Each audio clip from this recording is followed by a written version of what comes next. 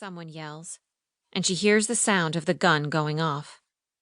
She knows this sound so well, having been spearfishing all her life and practiced using the gun on land with her father. He taught her everything about spearfishing, starting when she was no more than 4 years old. He even taught her to hold her breath underwater for a very long time. Scuba diving is for tourists. Real fishers free dive, she hears his voice say, the second the spear whistles through the air. It hits Holly in the leg, and she tumbles to the ground.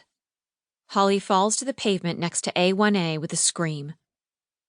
She hears giggles and voices behind her, but she can also hear something else. When she drags herself across the pavement, she can hear the sound of sirens. Shit! The voices behind her say. We gotta get out of here. Run! Chapter 1. September 2015. Blake Mills is enjoying his coffee at Starbucks. He enjoys it especially today. He is sipping it while looking at his own painting that they have just put up on display inside the shop.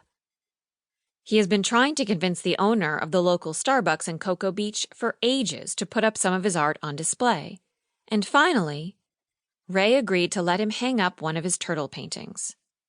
Just for a short period, to see how it goes.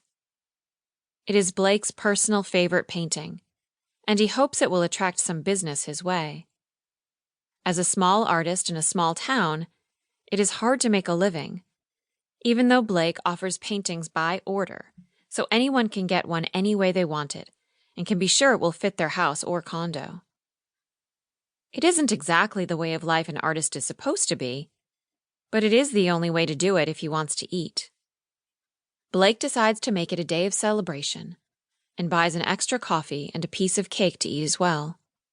He takes a bite and enjoys the taste.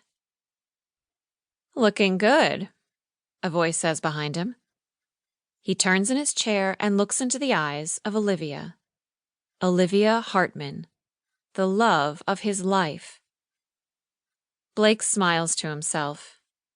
"You came," he whispers and looks around. Being married, Olivia has to be careful whom she is seen with in this town. "Can I sit?" she asks, holding her own coffee in her hand. Blake pulls out a chair for her and she sits next to him. Blake feels a big thrill run through his body. He loves being with Olivia, and has never had the pleasure of doing so in public.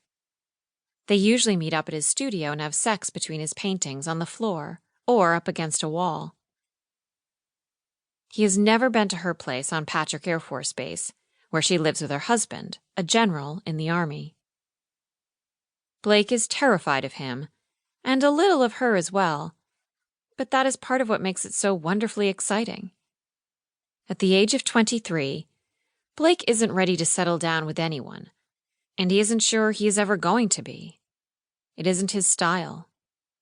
He likes the carefree life, and being an artist, he can't exactly provide for a family anyway. Having children will only force him to forget his dreams and get a real job. It would no doubt please his father, but Blake doesn't want a real job.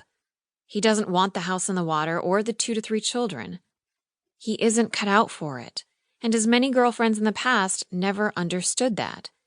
All of them thought they could change him, that they were the one who could make him realize that he wanted it all. But he really didn't. And he still doesn't. "It looks really great," Olivia says and sips her coffee. She is wearing multiple finger rings and bracelets, as always. She is delicate, yet strong. Used to be a fighter pilot in the Army. Blake thought that was so cool. Today, she no longer works, not since she married the general. She and Blake had met at the officers' club across the street from the base.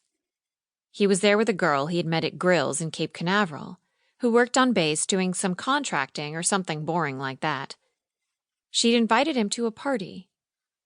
It was by far the most boring affair, until he met a